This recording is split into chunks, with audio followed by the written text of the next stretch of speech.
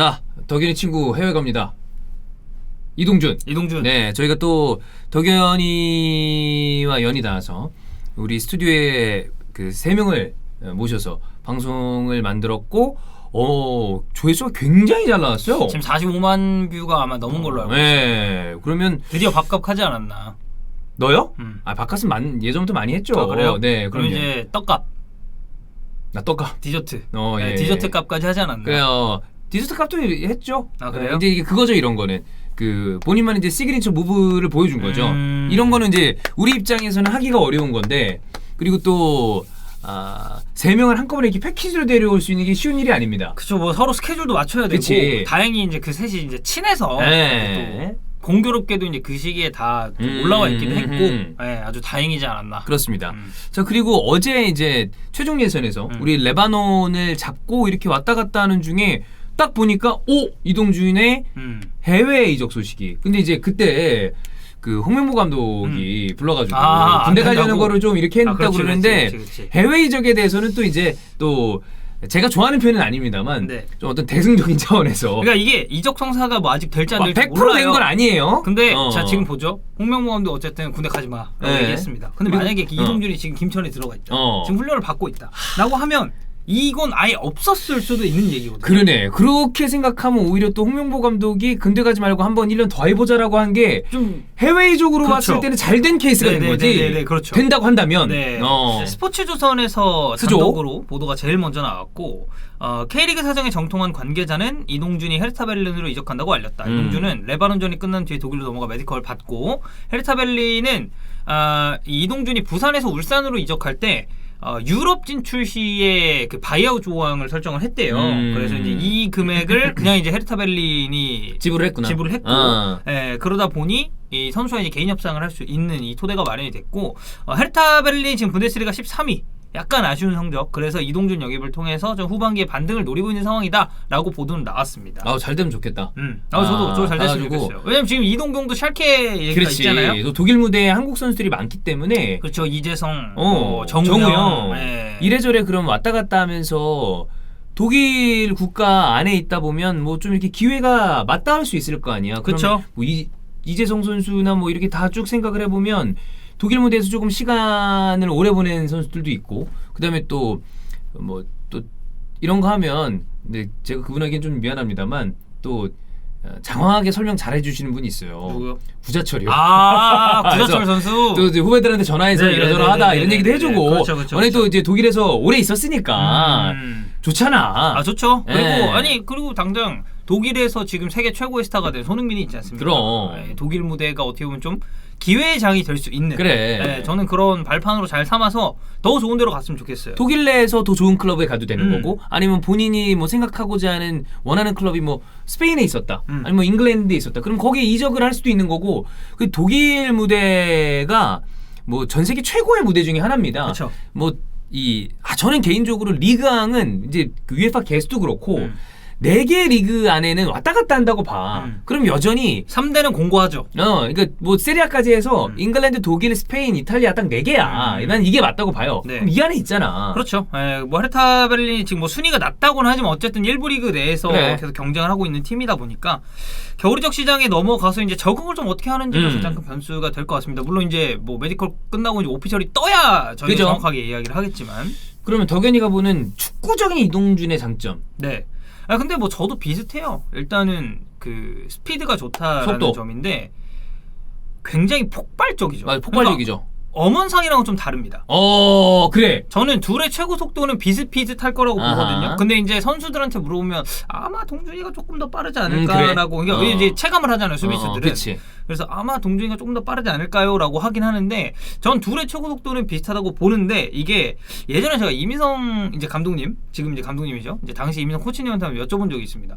동준이랑 원상이는 좀 어떤 차이가 있을까요? 했는데 그런 폭발적이고 순간적으로 팍 치고 나가는 힘이 동준이가 조금 더 좋은 것 같다라는 말씀을 하신 적이 있어요. 속도가 붙으면 쭉 장거리를 길게 치고 가는 거는 또 엄원상 선수가 장점이 있는 것 같아요. 근데 이동준 선수는 그 순간적으로 팍 치고 나가는 스퍼트가 굉장히 좋습니다. 약간 토크가 좋은 차량이나 아니면 전기차가 초반에 팍 튀어 나가잖아. 그렇죠. 그 제로백이 그래, 확 하고도 올라가는 거니까. 이렇게 슝 가잖아요. 그래. 근데 그냥 진짜 훈련할 때는 이 경기장 안에서 보면은 이동준 선수는 그런 느낌이 있어요. 약간 그러니까 그 제로백 이런 거 얘기도 뭐 테슬라 얘기도 하잖아요. 네. 되게 빠른 시간 그렇지. 안에 이제 최고 속도 도달하는 맞아. 그런 느낌이 저는 이동준 선수한테 좀 있다고 생각을 하고 그리고 스탯 잘 쌓고 그리고 골을 잘 넣어요. 골을 잘 넣어요. 네. 어. 이 그러니까 뭐 포지션 자체가 윙어이기 때문에 맞아. 이 선수가 무조건적으로 뭐 득점을 올려야 된다 이런 위치는 아니지만 그거를 감안했을 때도 되게 왜였죠?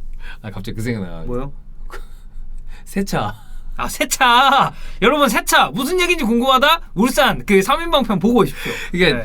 보니까 이동준 선수가 독일 가서 못할 거예요. 말이 안 통할 거거든. 이 어릴 때부터 좀 네. FM 스타일로 쭉 축구를 해온 것 같더라고. 그런 얘기를 것 같아요. 들어보면 본인 본인 딱 기준에서 이거는 열심히 좀 해줘야 되는데 근데 거기에 부합하지 않는 거에 대해서는 야 제대로 진지하게 해라 이런 그 느낌이 있더라고. 그렇죠. 그러니까 그 약간 이제 위트 있는 원두철 선수가 이거 꼰대라고 아, 그런 거 그렇죠, 아니야. 그렇죠. 근데 그런 강단이 있는 선수들이 해외에서 또 잘합니다. 맞아요. 네, 안 흔들리고. 그리고 이동 선수가 이제 뭐 제가 축구적으로 뭐 속도도 좋고 폭발력도 있고 득점력도 있다라고 이제 말씀을 드렸지만 축구 외적인 걸 좀 보면은 그 딱 그런 느낌이에요. 형이 이제 그 이제 원두재가 꼰대라고 했잖아요. 이동준 보고 저는 그래서 이게 너무 순둥순둥하면 오히려 유럽 무대로 나갔을 때 저는 힘들어. 조금 맞아. 별로일 수 있다고 봐요. 상처받고 네. 그럴 수 있잖아. 근데 이동준 선수는 그런 면에서 봤을 때는 자기 멘탈 관리가 좀 강하지 않나. 그치. 그리고 이제 그 예전에 한일전 때 굉장히 많은 또 풍파를 견뎌내지 않았습니까? 예, 거의 뭐 전 국민적인 욕을 먹다가 지금 이제 뭐 토미야스도 뭐 괜찮다라고 하고 얘기를 본인도 했고 그때 이제 이건 저 사과도 했고 정식적으로 이제 원준 네. 선수 통해서 이제 사과도 맞아요. 했고 이제 그래서 그런 멘탈적인 부분도 저는 좀 아주 탄탄하게 갖추고 있다고 생각을 하기 때문에 나가기만 한다면 잘할 것 같아. 연령별 대표팀에서 쭉 쌓아온 어떤 그 경력이나 내가 해외 축구를 이렇게 보면서 한국 선수들이 해외 리그에 진출하는 걸 우리도 많이 봤잖아요. 그렇죠. 실력이 베이스가 돼야 무조건 외국에 나갑니다. 실력이 안 되면 알아서 그냥 다시 돌아와요. 그거는 기본이니까 얘기하지 않겠는데 롱런하고 어느 정도로 이 성공을 할 수 있는지의 그 가장 중요한 것은 결국에 적응이거든요. 일반적인 사람들도 이 사람이 능력이 있음에도 불구하고 다른 직장으로 옮겼을 때 문제가 생기는 경우는 적응 여부야. 그럼 이 적응은 보통 어디에 달려 있냐? 너무나 당연하게도 멘탈입니다. 그렇죠. 그리고 본인의 뭐 성격. 그렇죠. 그래서 아예 다른 얘기입니다만 김민재라는 캐릭터가 그 특유의 그렇지. 능글맞다는 느낌이 들 맞아요. 정도로 능글맞고. 그리고 되게 덤덤하게 받아들이고 네, 엄청 파이팅 넘치고. 그래. 근데 그런 게 해외 그거 하는데 되게 잘 맞는다는 느낌이잖아요, 이란 말이야. 뭐 약간 이런 느낌 있잖아. 맞아. 근데 이동준은 좀 다른 느낌으로 되게 약간 단단해 보이는 느낌이 있어요. 이제 한국의 꼰대에서 독일의 꼰대. 그래, 독권. 독권으로 가는 거고 옆에 있던 이동경 선수는 또 느낌이 다르더라고. 좀 샤이하죠. 이동경 선수는 약간 보면 그 감성적인 부분이 있는 것 같아. 그래서 막 그 눈물도 보이고. 네, 툭 치면 눈물 쏟아진다는 그래. 얘기가 있어요. 능구슬 같은 이렇게 눈물이. 돼 있어서. 근데 또 이 선수는 또 플레이가 또 다른 의미로 굉장히 독창적이잖아. 맞아요. 그래서 또 이 선수도 이런 느낌으로 해외 무대 가면 잘하겠다라는 생각이 또 있는데 이동준은 나는 왠지 잘할 것 같아. 그렇죠. 뭐 연령별 네. 대표팀에서는 당연히 잘했고. 그치. 그리고 저는 이제 그 올림픽 전에 뭐 챔피언십 이런 데서 쭉 같이 했으니까 사실 이제 그 저희가 중국이랑 챔피언십 1차전을 처음 했거든요. 근데 그때 이제 결승골을 넣었어요. 근데 그날 경기가 엄청 안 풀렸단 말이야. 뭐 거의 들어갈 것도 안 들어가고 막 말리고 이런 상황이었는데 저는 0대 0까지 보고 이제 세팅 마무리하러 라커룸에 들어갔거든요. 네. 근데 갑자기 관중석에 환호 소리가 와 하고 나오는 거야. 그래서 됐다. 먹혔다. 그리고 존나 뛰어갔더니 이동준 세레모니 개하고 있더라고. 네, 그래서 사실상 이제 그 2경기 연속골 넣었거든요. 그치. 그리고 나서 그래서 또 이제 올림픽에 갈 수 있는 굉장히 좋은 교두부를 또 마련하지 않았나 네. 그때 그런 생각도 들고. K리그 이제 대표의 윙포드이자 크랙 같은 선수예요. 그렇죠. 부산에 있을 때부터 꾸준한 퍼포먼스였고 그때 이제 어린 선수 중에 주목 많이 받았던 게 이동준, 김진규. 그래. 그 김진규는 이제 또 올라왔고. 뭐 대표팀에서 지금 완전 대박 냈잖아. 엄청 핫하잖아요, 지금. 아마 정말 중요한 경기에서 또 중용을 받을 가능성을 좀 보여주지 않나라는 생각이 들고. 네. 2020년을 마지막으로 그래서 부산 커리어를 끝내고 울산으로 넘어와서 이적 첫 시즌부터 두 자릿수 득점 그리고 공격 포인트를 달성을 했습니다. 이동준을 탓하는 게 아닙니다. 지난 시즌으로 돌아가 보겠습니다. 이동준 선수가 부상이 아니었다면 전북이 우승을 못했을 가능성이 굉장히 큽니다. 그렇죠. 또 울산이 밀고 나갔을지도 몰라. 되게 중요한 타이밍. 딱 그때 이제 하필 서로 안타깝게 부상이 있었는데 네. 그만큼 이동준이 가지고 있는 울산에서의 어떤 그 비중이 크니까. 그렇죠. 장점도 많은 선수고. 네. 그래서 이제 헤르타 베를린으로 만약에 이제 가게 된다면 지금 헤르타 베를린이 개막 포함 3연패거든요. 3연패로 이제 시즌을 시작을 해서 쭉 가고 있는데 최근에 도르트문트전에서 3대2 승리가 있긴 해요. 근데 이거를 포함했을 때도 성적을 쭉 보면 5경기 치르면서 1승 1무 3패입니다. 그리고 도르트문트전 빼고는 4경기에서 득점이 2개밖에 없어요. 안 좋은데. 공격적으로 좀 많이 떨어진다라는 얘기가 되겠고 3백과 4백을 번갈아 가면서 씁니다. 올 시즌을 보면 그러다 보니 이게 4-2-3-1 형태 혹은 3-4-2-1 형태 그리고 여기에 4-2-2-2이나 좀 클래식한 4-4-2도 이제 포메이션상으로 구축을 하더라고요. 그러다 보니 우측과 좌측을 모두 볼 수 있습니다. 이동준 선수. 맞아요. 다 되지. 메인 포메이션은 우측이에요. 우측으로 훨씬 많이 나왔고 이 지금 헤르타벨리에서 우측으로 자주 나온 선수가 팀 내 최다 득점자 마르코 리히터라는 선수 6골을 넣고 있는데 이 선수랑 아무래도 이제 좀 경쟁 구도가 잡힐 것 같고 만약에 3백으로 나왔을 때 2선 공격수로 나선다고 한다면 예전에 라리가에서도 뛰었었던 세르다르라는 선수가 있어요. 이 선수가 이제 원래는 중미에서 이제 공격형 미드필더도 보고 수비형 미드필더도 보는 선수인데 그 3백 공격진의 2선으로도 꽤 자주 나옵니다. 그래서 이제 이 선수도 마찬가지로 경쟁 대상이 될 가능성이 저는 있다고 보고 그리고 만약에 좌측으로 포지션을 잡는다라고 하면 위르겐 에켈란캄프르라는 이 네덜란드 선수가 있습니다. 이 선수 역시도 이동준 선수가 뭐 동료지만 만약에 헤르타로 이적을 해가지고 주전으로 발돋움하기 위해서는 좀 경쟁을 통해서 올라서야 되는 대상들이 아닌가. 제가 알고 있는 바로 이동준 선수에 대한 얘기는 아닙니다. 근데 이 독일 무대로 도전한다는 게 그 여러분도 이제 많이 아시겠지만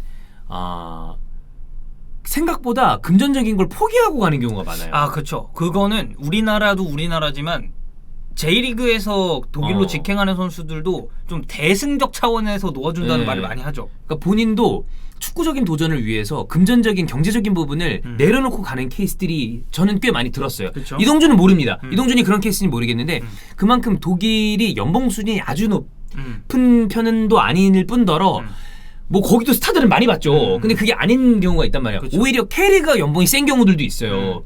근데 이동준은 정말 그런 도전을 한 거기 때문에 잘 됐으면 좋겠고 그리고 또 이제 이러면 또 이제 환지가 또 중계할 수 있겠지. 출동해야죠. 출동해야죠. 그럼 또 형의 또 이동준 선수의 중계도 볼 수 있으니까 함께 또 기대해 보도록 하겠습니다. 오피셜이 나오면 우리가 다시 한번 또 얘기를 해 보도록 하죠. 네. 이동준 화이팅! 화이팅, 진짜 화이팅. 바모스! 독일로 화이팅 뭐지? 몰라요. 당케. 구텐탁. 야스. 또 홍명보 감독이 근대 가지 말고 한번 1년 더 해보자라고 한 게 좀 해외적으로 봤을 때는 잘 된 케이스가 된 거지. 그렇죠. 된다고 한다면. 얼마 전에 이제 강윤성한테 편지가 왔습니다. 지금 들어가 있거든요. 손편지. 올려서요. 손편지. 한 7일 정도 걸려서 왔어요. 손편지가. 그래서 이제 그 들어가기 전에 전화 와가지고 그 인편 그 인터넷 편지 그걸로 이제 사람 걸을 거니까 잘 생각해서 보내라 그러길래 하나 이제 써줬습니다. 뭐라고 썼나요? 그냥 뭐 잘 지내니? 그냥 뭐 열심히 해라. 날도 추운데 거긴 더 춥겠지? 춥지. 이러면서. 근데 이제 손편지 왔는데 이제 굉장히 힘들다. 이런 이야기도 하고 힘들지. 이스타 TV 얘기도 했어요. 아, 그래요? 같이 훈련 받는 친구들 중에 이스타 TV 보는 친구들 꽤 많다. 그래서 형 존나 듣본 줄 알았는데 생각보다 알아보는 사람이 많다. 이런 얘기도 했는데 동준이가 지금 같이 있을 수도 있는 거였단 말이에요. 거기에. 그래.